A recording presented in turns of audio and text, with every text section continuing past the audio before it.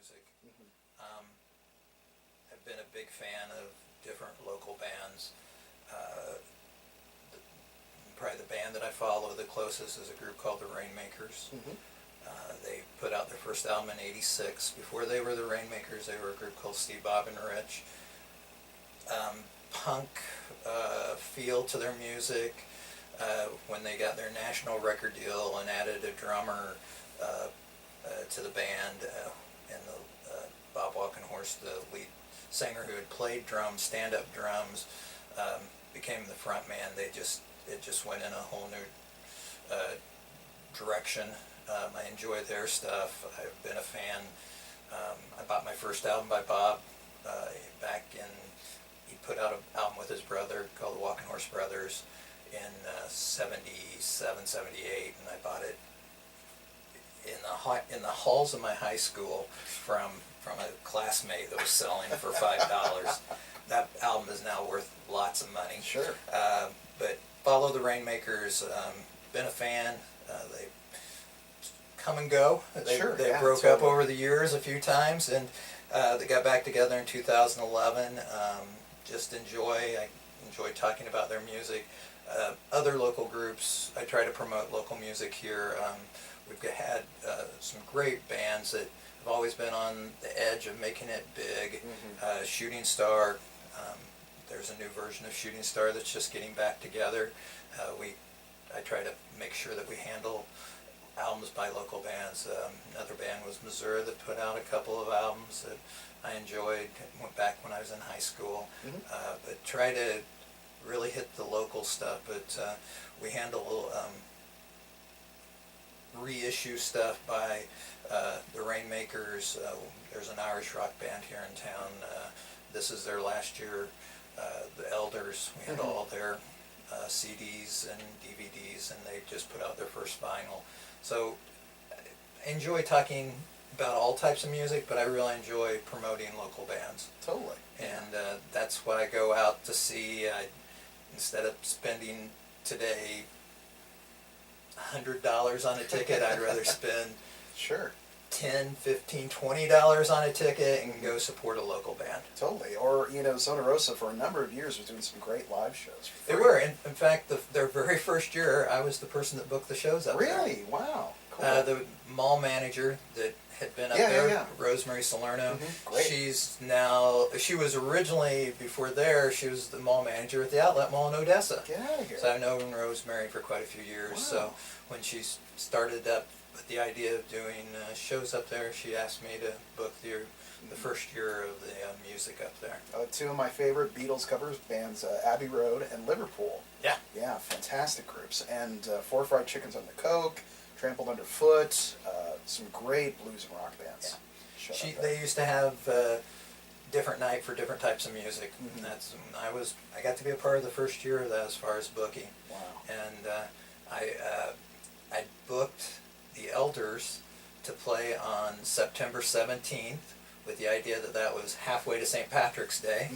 And I was so excited, I was telling my wife, I booked the Elders to play on September 17th. And she goes, "That's our anniversary. You do know that." Oh, no. And I go, "I booked the Elders on our anniversary and someone else is paying for it." And so we got the Elders to play on our first anniversary. Wow. And we didn't pay for it.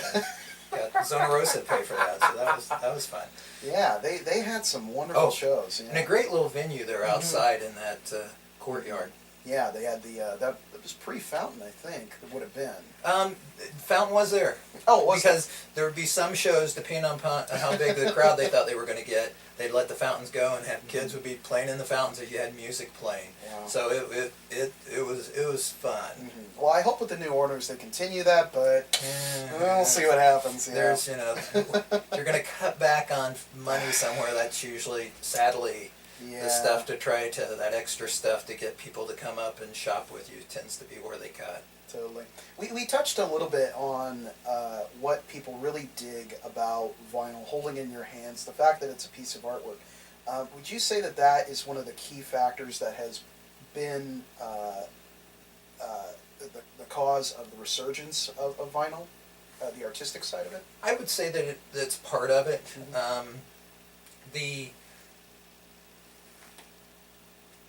fact that we've got teenagers, 20-year-olds, 30-year-olds, old people like myself in their 50s, 60s, going back and buying vinyl.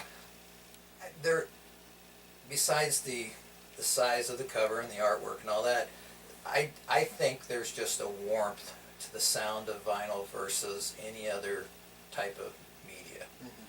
There's just, you know, you don't cut out the highs and the lows, ends of stuff like you do with digital. There's just something about it that is a warmer feel. Mm-hmm. There's some times that a crackle here and there isn't a bad thing. Mm-hmm. It'd be nice not to have any, but that's just part of some of the older vinyl that you have. It's a fingerprint in a lot of ways. Yes. You know, no two are ever alike. Yeah, very cool. So let's see here. What do you offer? What do you offer customers at FM Music that they can't get anywhere else? What do you bring to the table? We've tried to make it where it's a feel of an old-time record store experience shopping. I believe I offer customer service that you might not get some other places. I do try to engage the customers in conversation about what they're looking for, what they like to listen to. If there's something that they're looking for that I don't have, I have a notebook that I keep names of my customers and either an email or a phone number and what they are looking for. And once if I come, I go out and I go out and dig. I go out and try to find stuff. I'm not open. Personally, I have a gentleman that sometimes has a place open on Sundays, but Sundays and Mondays are my days to go out and try to find stuff to restock. And when I'm out looking, I have a list of stuff that people have asked me for, so I'm looking for that stuff. I'm looking for stuff that I know that other people are going to want in the store too, but I really go out looking for certain stuff for customers. And I try to be sort of like a personal shopper for music for the customers. There is a sense of intimacy in the shop, not just obviously because of the size, it's a smaller place, but there is a kind of a homey sense to it as well. I mean, you have basically a home front door for your front door. That's true. I got a welcome mat that I put out every day. One half of it says welcome, the other one says goodbye on the other half. That was our idea when we were opening the store. Is try to make a little different than some of the other stores. Sure. Other places have almost like a warehouse type of feel to them. And so much retail's gone to that because got to have the selection. And vinyl is not a small product. It isn't. We were lucky enough when we were opening in the Bottoms. We were going into mid-century modern furniture store was what we were associating with. So we had to try to tailor what we were doing to tie in with that. And I was lucky enough to find 4 vintage 60s library album racks in Lexington, Missouri. Wow. Gaylord Brothers library record racks.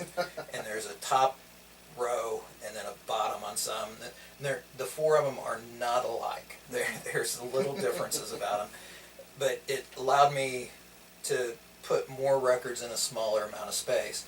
And as we were growing there in the 2 years that we were in the West Bottoms, we moved from the second floor to the first floor, and we had some racks made so I could expand the record selection and still not have it in boxes or in crates. I'm not a carpenter. Had a carpenter build some racks, but he designed them like the racks that we already had. So there's a top row and a bottom row. Try to highlight stuff that I think is the more popular stuff on the top row, but still having selection on the bottom. We packed somewhere around 6,000 records into this 600-foot store. And that's really a good thing. You know, I walk into a lot of shops and it's too much in a lot of ways. You know, you look at this and you go, okay, how am I going to find what I'm looking for? You know, and the stuff here is very organized, very clean, and well graded too. Very well graded.